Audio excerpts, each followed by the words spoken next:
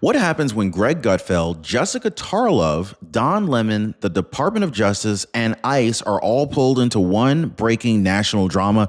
Like ICE isn't making, I don't even know how many mistakes a day in pursuit of Stephen Miller's 3,000 a day quota and getting paid for it. Let's give Greg a chance. All right. I'm going to focus on the backdrop because you went back to the officer to avoid what's really going on. Renee Good murder. Yes, because that is actually not the story here.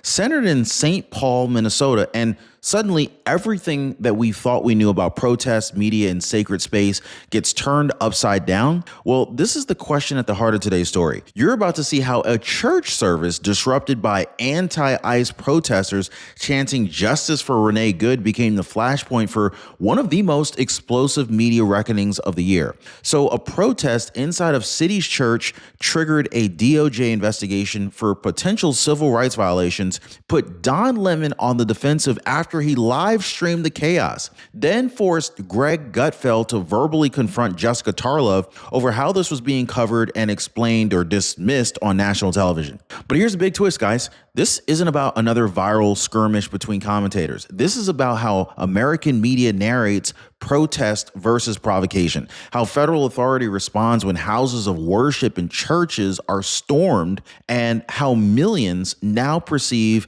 law enforcement and the First Amendment in the same breath. So let me ask you this. If you're watching the show tonight, when the cameras stop rolling, who's telling the truth here? And whose version of events will shape the story that we all remember? Let me know in the comments, guys. Drop a like. Be sure to subscribe. Okay, so this wasn't supposed to be the moment. That's what made it so explosive here, guys. So when Greg Gutfeld confronted Jessica Tarlov live on Fox News, viewers weren't just watching another predictable cable argument. They were watching something rupture in real time. The tone shifted, the pacing broke, and you could pretty much feel it. This wasn't about winning a talking point anymore. Greg Gutfeld didn't just disagree with Tarlov's framing of the Minnesota incident. He rejected the entire moral lens being used to accuse it, and that's when it snapped. Viewers felt it because the exchange stopped sounding rehearsed and it started sounding personal. Not personal insults, personal accountability. This wasn't a debate, this was a rupture. What broke containment was that Greg Gutfeld refused to move on. He didn't just let the segment pivot. He didn't accept the safe language. He forced the question back to how we got here, why mobs are being defended, why institutions hesitate, and why the media just keeps on smoothing over bad behavior that would have been condemned outright just a few years ago. So this is why the clip traveled. People weren't sharing outrage, they were sharing recognition. So now I want to go ahead and slow this down just a little bit, and I want to get real precise, because the details matter, okay? This wasn't a rally outside of a government building. This wasn't a permitted march. In Minnesota, activists entered a church building during worship inside the sanctuary. This is while families were seated, while children were present. The service was disrupted. Kids were crying. A pastor was shouted down. I mean, can you imagine somebody just kicking the door in during Sunday school? That distinction is everything. A church is not a symbolic space. It's a sacred one. And this is why this crossed a cultural red line that even apolitical viewers felt immediately. You don't need a party affiliation to understand why this landed differently. This hit way different, okay? What made it worse is what didn't happen next. No rapid police separation, no immediate condemnation from institutions that usually speak fast and loudly, but instead, the incident was softened in coverage, reframed as protest activity tied to immigration grievances. But here's the new fact that most people missed. This wasn't about proximity, it was about intrusion. The sanctuary itself was the target. That's why the footage spread so fast. People weren't reacting to politics, they were reacting to the violation. That's the context that everything else flows from. And so this is the part that really hits closer to home than most people expect. Because moments like this, when things spill over unexpectedly, when lines you assumed were solid suddenly aren't, this forces a realization that most people don't plan for. Almost everyone eventually makes a call like that. The only real question is when. Before the bill shows up or after. And this is why so many people quietly decide to review their Medicare coverage before something goes wrong. Not because they expect disaster, but because they don't want confusion layered on top of stress. They want clarity, not regret. when it actually matters. And this is exactly what's happening right now. Most people are calling the phone number at the bottom of your screen right there, 909-563-8279, or they're clicking the link down in the description right now to go to askchapter.org/Ron to understand their Medicare options while they still have time and space to do it calmly. Because waiting until after the damage is done, this is always the more expensive option. Now let's get back to Minnesota because this story only gets more revealing from here. So here's where the story gets distorted and where Greg Gutfeld draws a hard line. I want you to watch how language gets used when institutions feel exposed. What happened inside of that Minnesota church wasn't described as a mob, it was softened into a protest. Institutions were elevated, outcomes were minimized, and the linguistic downgrade matters because it changes who's responsible. Greg Gutfeld rejects that framing outright. What's really going on? Renee Good. Yes, because that is actually not the story here. The story is, the story is how you got here, and you won't admit that that is the reason why we're. This isn't about immigration. It isn't about ICE.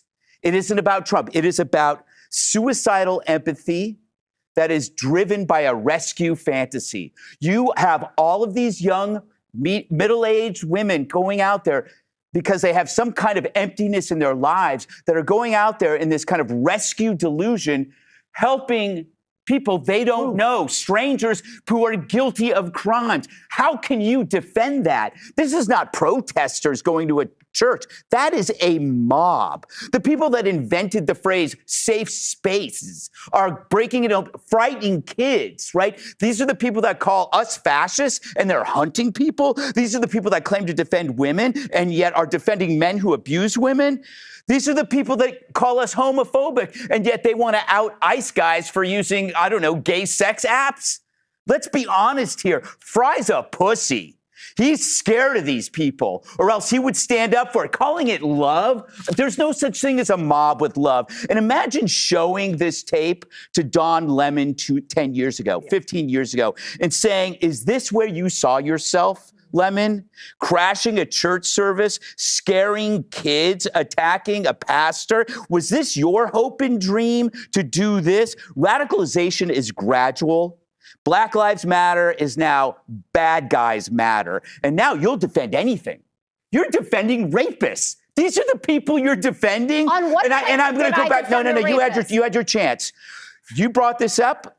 He points out the disconnect between what viewers can plainly see, people forcing their way into a sanctuary, shouting over a pastor, terrifying the kids, and the sanitized labels that were used afterward. Peaceful protest, that doesn't survive contact with lived footage. It completely collapses. And so this is where the contrast between Fox News and legacy news outlets become visible. One side insists on naming behavior, but the other side, they insist on contextualizing it until the behavior disappears. Now, Greg Gutfeld's critique isn't that media has options. It's that it's replacing description with defense. And once that label shifts, accountability evaporates. Where are the police? You know, when you have Hamas supporters and Jewish students, police make the separation. Antifa, Proud Boys, police make the separation. Pro-life and feminists, police make the separation. Somehow, that separation is not even here, even when the leaders are framing this as protesters versus persecutors, because that's part of this fantasy world that you live in, and yet they decide that they don't need cops to separate it. The ICE agents aren't supposed to deal with that. Mm-hmm. That's what the police do. So you got to ask yourself, why aren't the police there? Because it's a deliberate thing to create this spectacle. And then I'll finish. Mm-hmm. This is not an isolated thing. These rescue fantasies exist because the real power of women, which is in the roles of community, whether it's wife, mother, work, teaching, that stuff has been marginalized by our modern leftist culture that has to be replaced by activism. Your life is meaningless unless you're out there screaming at a cop's face. You have all these sad people out there in this liberation role playing, and you're egging it on. You should not be egging this on, Jessica. That's the trick. Call it a protest and everyone argues policy. Call it a mob and the conversation becomes conduct. That is why this segment mattered. It forced the framing back to reality. This is where the mask slips. When Don Lemon weighed in on the church incident, the reaction went viral for one reason. He didn't talk about the intrusion. He talked about the churchgoers, their entitlement, their supposed motives, their place in a broader social narrative. And in doing so, he shifted sympathy away from families and toward the disruption itself. Now, that completely shocked people who don't live online. Casual viewers, religious viewers, even viewers who usually just tune out politics, because the expectation was simple. When kids are crying in a freaking church, guys, you don't start psychoanalyzing the people in the pews. Gutfeld zeroes in on that instinct. He isn't reacting to Don Lemon's politics. He's reacting to the inversion of empathy. When the moral lens flips so completely that the violated space becomes the problem, people notice that.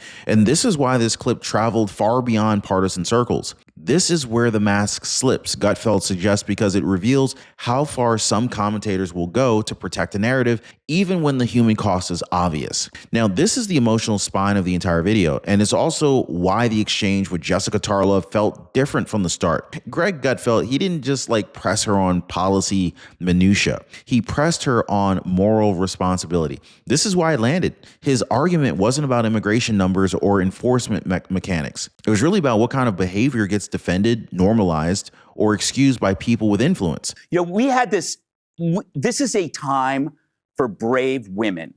We saw the rise of the internet dad, whether it was Elon Musk, Jordan Peterson, Mike Rowe, Scott Adams, Joe Rogan. These are people that decided to help young men find meaning in life, whether it is through service or hard work, constructive activities. Where is the internet mom? The women who step up and show younger women out of this spiritual dead end, because it is a spiritual dead end, and how apt it is that they end up in a church screaming at people. This activism doesn't produce anything but suffering, because it replaces what is truly meaningful in people's lives. And that's what I meant about the backdrop. It is not about good. It is not about the police officer. It's about how we got here and why we've talked about this over and over again, whether it was George Floyd, whether it was ICE. Whether it was the border guard with the whip. It's all the same. It's a desire to be part of this rescue fantasy because your life's so frickin' empty. So when Greg Gutfeld brought up the idea of rescue fantasy, he wasn't talking abstract psychology. He was calling out a pattern, the impulse to elevate intent over outcome, to frame disruption as virtue, and to ignore who actually absorbs the damage. Kids, families, worshipers, people who didn't sign up to be a part of political spectacle. This is why he addressed Tarlov directly, not because she's the loudest voice, but because she represents a class of commentators who explain why something happened without ever grappling with whether it should have happened. The confrontation wasn't hostile, it was confrontational. And viewers, they could feel the difference, they could tell the difference. And so now we hit the data point that just keeps on getting dodged. The activists who stormed the church weren't protesting abstractions, they were protesting ICE enforcement. And that's where Greg Gutfeld introduces the statistic that nobody wants to sit with. A significant portion of ICE arrests involve individuals with serious criminal histories, not paperwork issues, not misunderstandings, criminal charges or convictions. Now, this creates a moral collision that activist rhetoric struggles to resolve. If enforcement targets dangerous offenders, then obstruction isn't compassion, it's interference. That is the uncomfortable truth that Greg Gutfeld forces into the open. The reaction to this point is telling. Instead of debating the numbers, critics pivot to intent. But the system is flawed. But enforcement is aggressive. Those may be separate conversations, but they do not negate who's being protected in the moment. This is selective outrage logic. Harm done by the right side is amplified. Harm done by the wrong people is rationalized. And when that logic leads people to defend the indefensible, the narrative collapses under its own weight. So here's where institutional credibility starts to crack. After the Minnesota church incident, attention turned to the Department of Justice, not for what it did, but for what it didn't do quickly. Viewers, they have been trained to expect rapid statements, press briefings, and investigations when certain lines are crossed. But this time the response felt delayed, cautious, and narrow. Greg Gutfeld's critique isn't that the DOJ lacks authority, it's that it selectively is now visible. So when enforcement appears fast in some cases and hesitant in others, people don't assume nuance, they assume preference. Now that perception matters more than any internal memo. In fact, the result is escalation. When activists believe institutions will hesitate, boundaries erode. When communities believe institutions will not protect them, trust collapses. Gutfeld frames this not as legal failure, but as a signaling failure, one that teaches people what they can get away with. And so once that lesson spreads, restoring order becomes exponentially harder. This is the question most people quietly asked after watching the footage. Where were the police? Now, historically, when opposing groups collide, especially in emotionally charged settings, law enforcement's role is separation. Keep the distance, lower the pressure, prevent escalation. That's not controversial, it's precedent. But at the Minnesota church, that separation didn't happen. And Greg Gutfeld didn't treat this as incompetence. He treats it as allowance. This wasn't incompetence, this was allowance is what he said. So when authorities step back, a vacuum forms, and vacuums don't stay empty. They get filled by the loudest actors. This is how spectacle replaces safety. This is how intimidation masquerades as activism. And so you might be asking, Ron Yates, why does this matter? Matters because once people realize enforcement is optional, behavior changes fast. Lines get tested, sacred spaces get treated like stages, and every time nothing happens, the next incident just goes further. Gutfeld's warning is simple. Chaos doesn't need encouragement, it only needs permission. Now, this didn't start in a church. That's Gutfeld's point. It draws a straight line from earlier moments, especially Black Lives Matter, to the moment that we're watching right now, not in goals, but in logic. So once intent becomes more important than outcome, the rules stop applying evenly. Once disruption is framed as moral outrage, almost anything can be justified. And that's where the moral inversion sets in. Gutfeld argues that when activists are always assumed to be on the right side, behavior no longer matters. You don't have to be peaceful. You don't have to respect space.